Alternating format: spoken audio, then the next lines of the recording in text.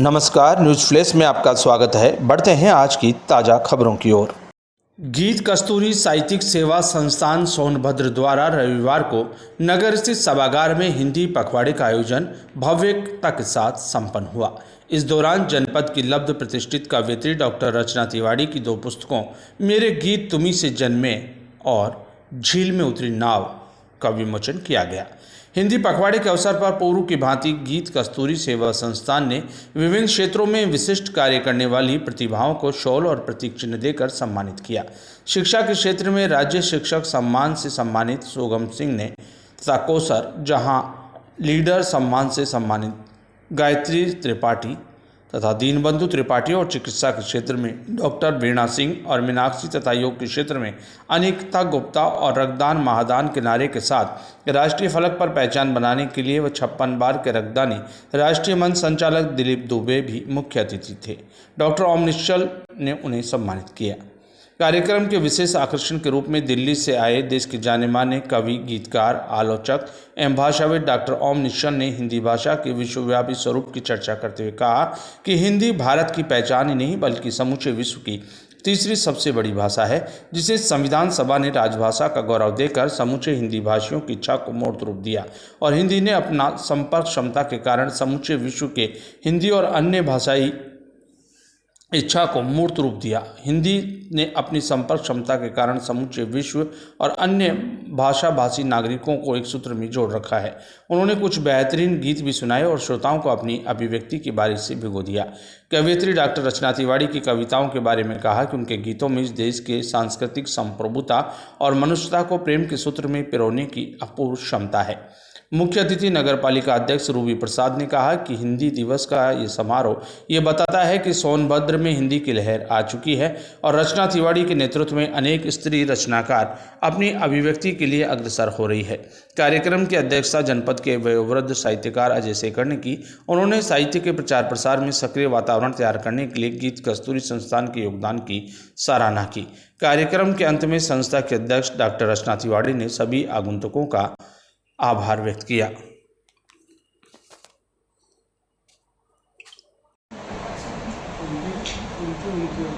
इसमें शब्द आया है अरघान, जिसके नाम से त्रिलोचन का संग्रह है। त्रिलोचन अवधि के भी बहुत से कवि थे, हिंदी के कवि थे।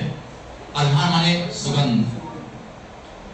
बादल से कहो बरसे, पांव से कहो थिरके, बादल से कहो बरसे, पांव से कहो थिरके, है कह रही फिजाएं अरघान का मौसम है, ये धान का मौसम है, ये धान का मौसम है, ये धान का मौसम है, ये धान का मौसम है।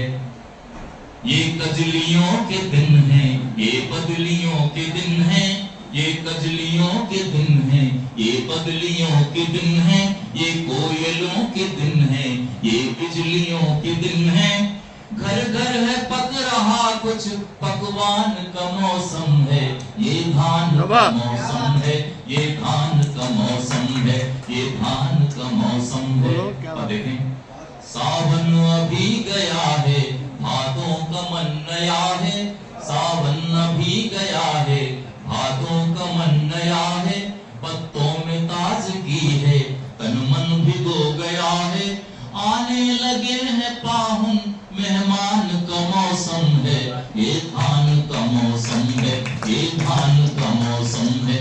बादल से कहो बरसे, पाँव से कहो थिरकी, कह रही फिजाएं अरघान का मौसम है, ये धान का मौसम है, ये धान का मौसम है। और देखें, है ग्वार में दशहरा, कार्तिक में है दिवाली, है ग्वार में दशहरा, कार्तिक में है दिवाली।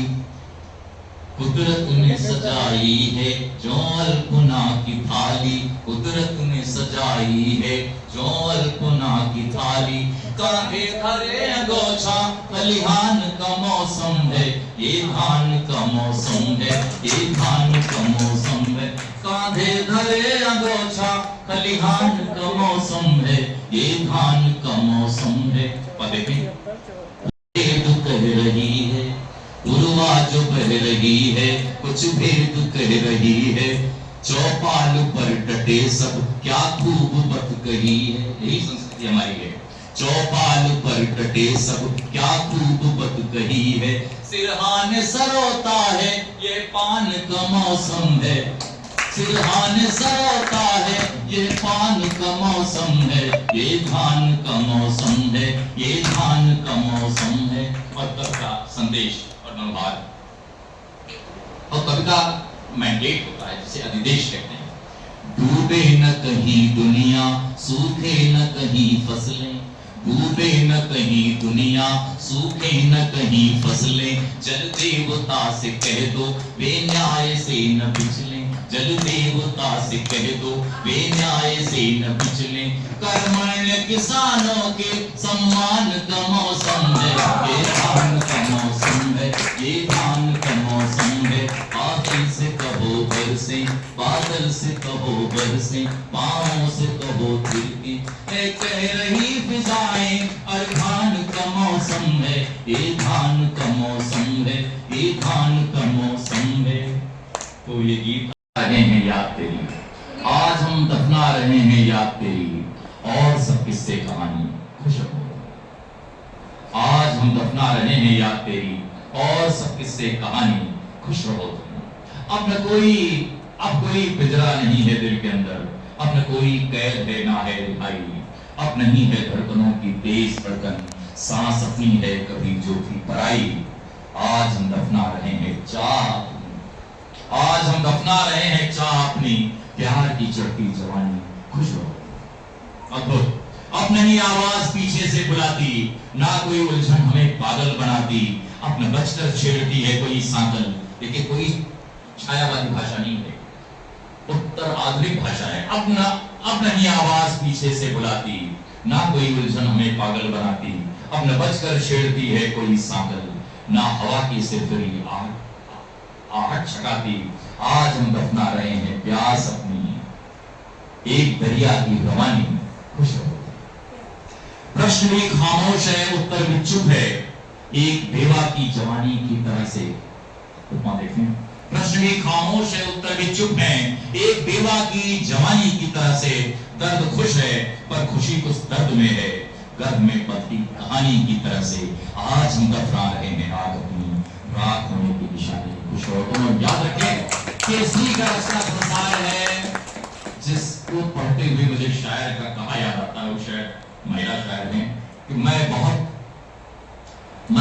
खुशरंग अरमानों की चादर थी मगर, मैं बहुत खुशरंग अरमानों की चादर थी मगर, मुझको मेरी जिंदगी ने ओढ़कर मिला दिया। ये जो प्रारंभ में रचना जी ने कहा है, विदेश में भी जो स्त्रियां रहती हैं अभी भी उन्हें स्त्री ही समझा जाता है। हमारे यहाँ पर जो मैंने श्लोक सुनाया था कि यूराण्य भूषण विभूषण, किसी ने पूछा पुरुष किसके लिए आया है? पुरुष में स्त्री और पुरुष दोनों समाहित थे कि यूराण्य भूषण विभूषण, स्त्री और पुरुष दोनों, क्योंकि वाणी दोनों का भूषण है, वाक भूषण वाक भूषण। रेणुकूट से चल के आए, बहुत परिश्रम से हम उनके समय की कीमत समझते हैं। आदरणीय दिलीप दुबे जी, जो रक्तदान में आप खोल लेंगे फेसबुक पे, सोशल मीडिया पे, तो आपको समझ में आएगा कि इतनी, मैं खुद एकदम दंग रह जाती हूँ। और दुबे जी ने हमको दीदी कहा और अपने ग्रुप के साथ बहुत पहले से जोड़ा, हम इनकी गतिविधियों को देखते रहते हैं। इन्हें राष्ट्रपति तक इनको मिलने के लिए बुलाए, बड़े बड़े लोग इनको बुलाते हैं, बहुत बड़ा इनका सम्मान है ये।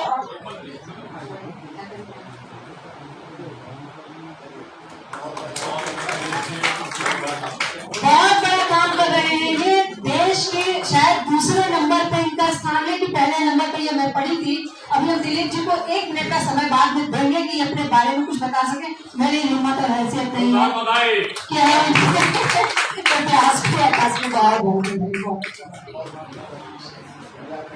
और